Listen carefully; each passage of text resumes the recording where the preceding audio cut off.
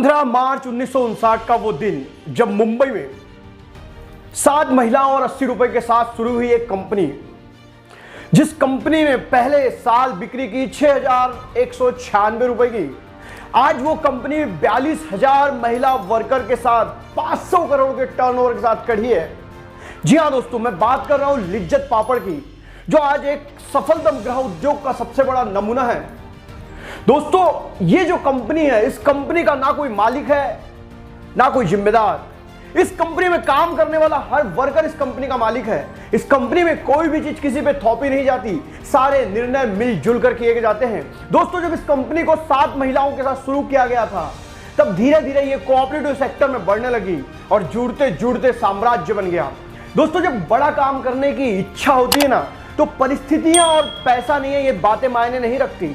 सिर्फ जुनून होना चाहिए उस काम को करने का। इस बात का सबसे बड़ा उदाहरण और महिला सशक्तिकरण का बहुत बड़ा नमूना है लिज्जत पापड़, जो आज हर घर में खाया जाता है।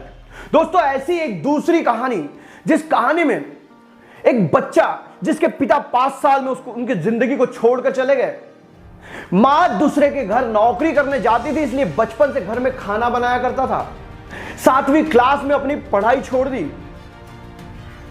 इतना ही नहीं तो उसकी मां ने जब दूसरी शादी कर ली तो घर से भाग गया। कभी स्टीम बोट में नौकरी कभी की, तो कभी रेड रोल में फायरमैन की नौकरी की, कभी वेटर की नौकरी की, तो कभी कुक की नौकरी की। 16 साल की उम्र में अपनी उम्र गलत बताकर फौज में नौकरी की और क्यूबा में तैनात हुए। इतना ही नहीं तो हजारों बार फेल्यूर को देखा। 40 साल की उम्र में होटल में चिकन बनाना शुरू किया और उस चिकन को इतनी पॉपुलैरिटी मिली कि देखते ही देखते ये व्यक्ति जमाने पर छाने लगा। लेकिन इसके असफलता ने इसका साथ कभी नहीं छोड़ा। दोस्तों, जब इसने होटल डाली तो उस होटल में भी ये फेल हो चुका था, लेकिन इसको सफलता मिली उम्र के 64 साल में। जी हां, मैं बात कर रहा हूं KFC के फाउंडर कर्नल कोलोरोल की। केंटकी फ्राइड चिकन, जो आज बहुत सारे देशों में खाया जाता है और बेचा जाता है, सबसे बड़ी फूड चेन मानी जाती है। दोस्तों, इस KFC के फाउंडर कर्नल कोलोरोल ने बहुत संघर्ष किया, लेकिन आखिरी में उन्हें सफलता मिली।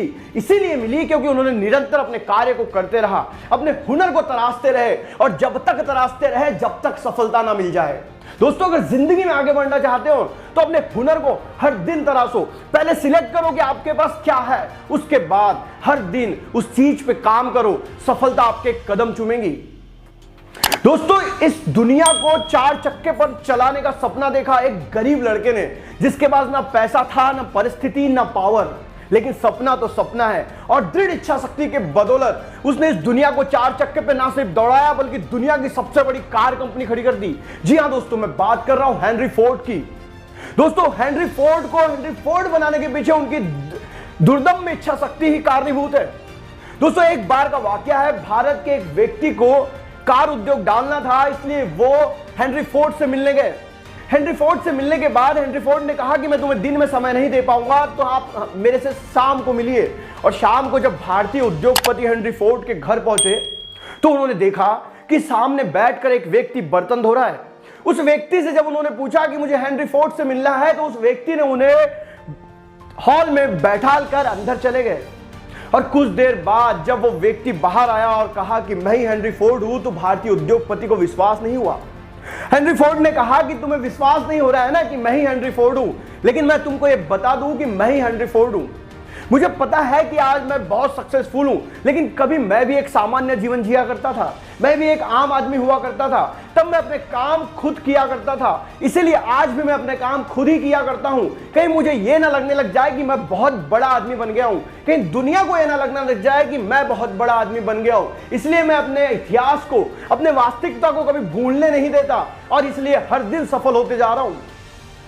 उसके बाद भारतीय उद्योगपति ने कहा कि मैं जो आपसे पूछने आया था वो मुझे आपने 1 मिनट में समझा दिया, और वो भारतीय उद्योगपति वहां से निकल गए।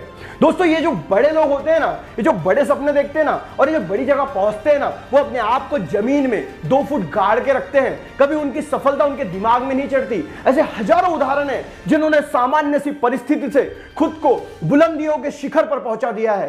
दोस्तों, कभी मिसाइल मैन अब्दुल कलाम साहब पेपर बांटा करते थे। अक्षय कुमार जो कभी वेटर का काम किया करते थे, सुपरस्टार रंजीकांत जो कभी कंडक्टर का काम किया करते थे, नवाजुद्दीन सिद्दीकी जो कभी गार्ड का काम किया करते थे, विलिमा रुडोल्फ जो कभी चल भी नहीं सकती थी, उसने गोल्ड मेडल ले लिया रनिंग में, स्टीव जॉब्स जिसने अपने घर के गैरेज में अपने काम को शुरू किया और आज एप्पल दुनिया की महानतम कंपनी है। दोस्तों, जब ये असामान्य परिस्थितियां एक सामान्य आदमी को असामान्य काम करवाकर शिखर पर पहुंचा देती है, तो ये स्टोरी हमें ऊर्जा का संचार करती है। ये मोटिवेशनल स्टोरी इसलिए ही सुनना चाहिए ताकि हम भी अपने काम के प्रति जागरूक हो, अपने काम के प्रति समर्पित हो और निरंतर अपने काम को करते रहें, अपने हुनर को तराशते रहें। अंत में मैं इतना ही कहना चाहूंगा, लगी हो सीने में, नहीं मिलता सुकून जीने में, और जब तक नहीं मिलती मंजिल क्या खाक मजा है जीने में। नहीं रुकते कुछ सर फिरे, चाहे कितनी भी रुकावटें आ जाए जीने में, क्योंकि आग लगी है सीने में। दोस्तों, आग लगा लो सीने में, जिस बात को आप पाना चाहते हो उस बात को पाने की, और 100% आपको सफलता मिलेगी। अगर आपको ये वीडियो अच्छी लगी है तो वीडियो को लाइक करें, चैनल को सब्सक्राइब करें, साथ ही साथ हिट करें बेल आइकॉन को, ताकि आने वाले वीडियोस की नोटिफिकेशन आपको सबसे पहले मिल सके। जय हिंद।